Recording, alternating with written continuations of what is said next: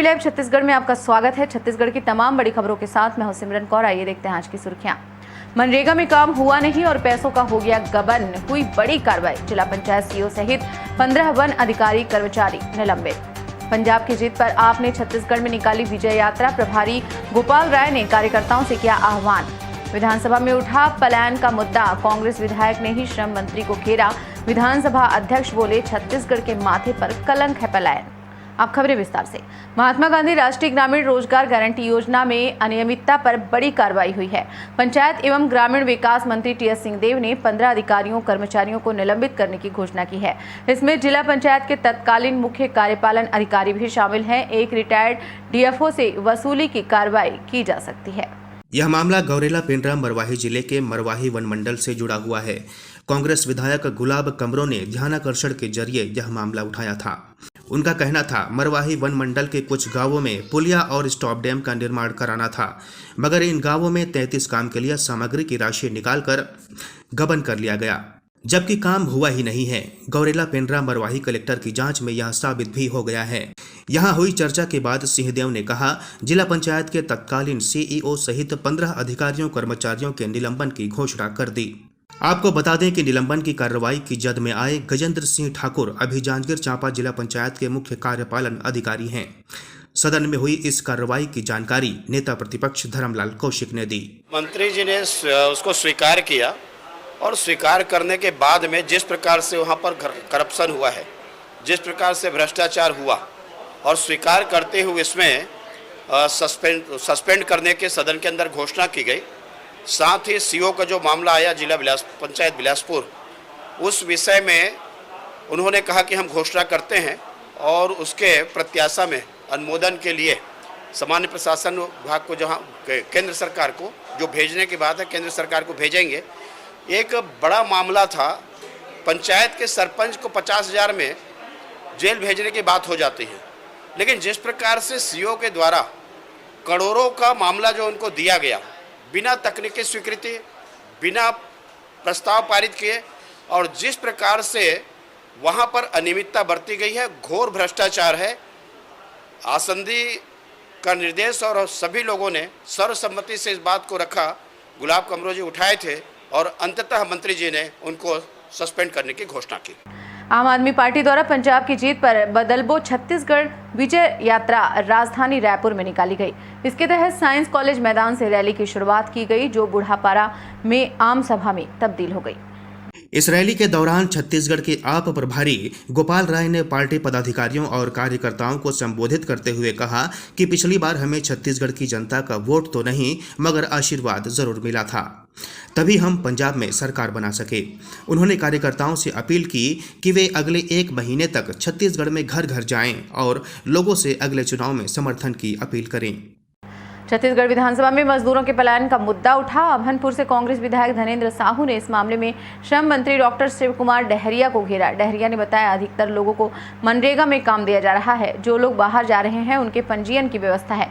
इस दौरान विधानसभा अध्यक्ष डॉक्टर चरणदास महंत ने पलायन को छत्तीसगढ़ के माथे पर कलंक बताया। प्रश्नकाल शुरू होते ही कांग्रेस विधायक धनेंद्र साहू ने श्रम मंत्री से पूछा कि पिछले साल महासमुंद जिले के कितने लोगों ने मजदूरी के लिए दूसरे प्रांतों में पलायन किया है।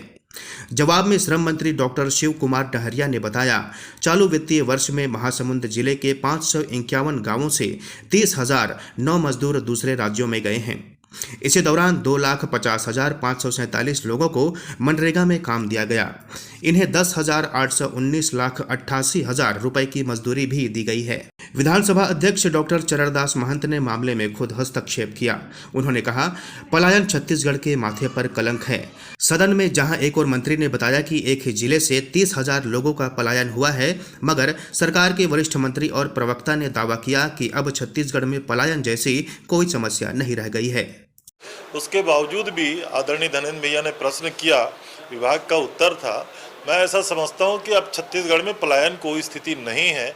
पहले कभी हुआ करते थे, कोरोना के पहले भी, और जब छत्तीसगढ़ राज्य बना उसके शुरुआती दिनों में लाखों की संख्या में पलायन हम लोगों ने देखा था। लेकिन धीरे धीरे किसानों के प्रति जो सरकार का काम है, धान की जो कीमत देने का काम है, रोजगार के अवसर उपलब्ध कराने का काम है, इनके कारण छत्तीसगढ़ में पलायन की वो स्थिति नहीं है जो प्रश्न में कहा जा रहा था। कोरोना महामारी के दौरान राजधानी रायपुर के बलबीर सिंह जुनेजा इंडोर स्टेडियम को कोविड सेंटर बनाया गया था।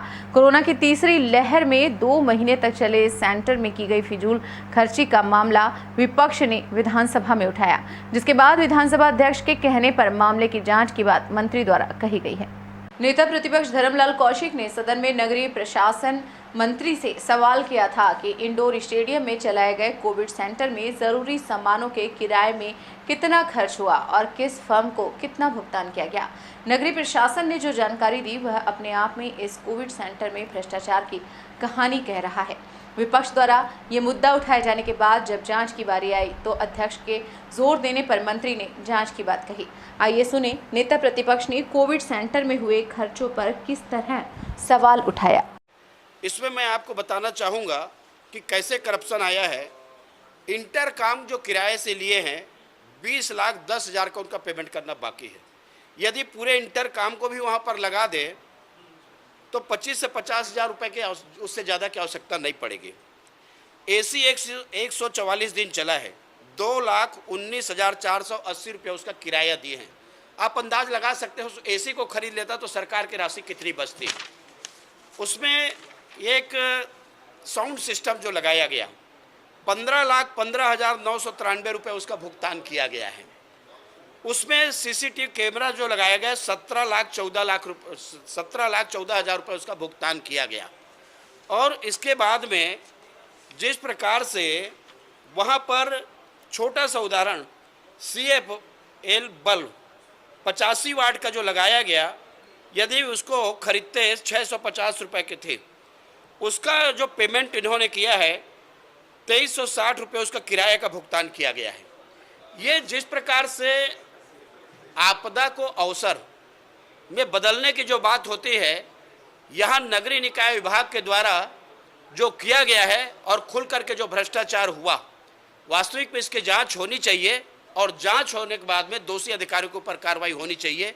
ये बड़ा मामला है कि कोरोना काल में एक तरफ रियायत देनी चाहिए तो इस सरकार ने खुलेआम करप्शन को बढ़ावा दिया है और भ्रष्टाचार हुआ है। मंत्री जी ने कहा कि हम दिखवा लेंगे, अध्यक्ष जी को हम लोगों ने कहा कि दिखवाने का मतलब तो कहे जांच होनी चाहिए। भाजपा विधायक बृजमोहन अग्रवाल ने सरकार पर वादा खिलाफी का आरोप लगाया है। उन्होंने कहा कि सरकार ने गरीबों को पट्टा और आवास का जो वादा किया था वह अब उसे पूरा नहीं कर रही है। विधानसभा में एक बड़ा मुद्दा कि सरकार ने अपने जन घोषणा पत्र में कहा था कि हम जो लोग भी जिस जमीन पर काबिज हैं उसका पट्टा देंगे, जो आवासहीन लोग हैं उनको 2 कमरे का मकान देंगे।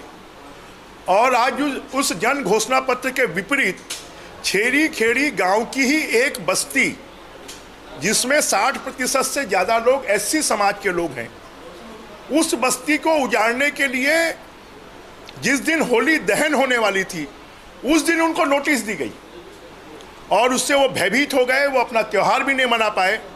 और वो सभी पूरे बस्ती के लोग 154 परिवारों के लोग पैदल चलकर रायपुर कलेक्टर को और रायपुर और मुख्यमंत्री जी को ज्ञापन देने आ रहे थे और उनको ज्ञापन देने से रोका गया, उनको लाठियों से मारा गया। नई राजधानी में हजारों एकड़ जमीन खाली पड़ी हुई है, अगर उनकी कोई दूसरी योजना है तो वहाँ पर वो उनको बसा सकते हैं, परंतु गरीबों को बेदखल करना और त्योहार के दिन, धार्मिक त्योहार के दिन, हमारे हिंदुओं के त्योहार के दिन, राष्ट्रीय त्योहार के दिन उनको नोटिस देना, ये मुझे लगता है इससे ज़्यादा असहिष्णु सरकार कोई दूसरी नहीं हो सकती। इस बुलेटिन में फिलहाल इतना ही। बने रहिए DB लाइव छत्तीसगढ़ के साथ। नमस्कार।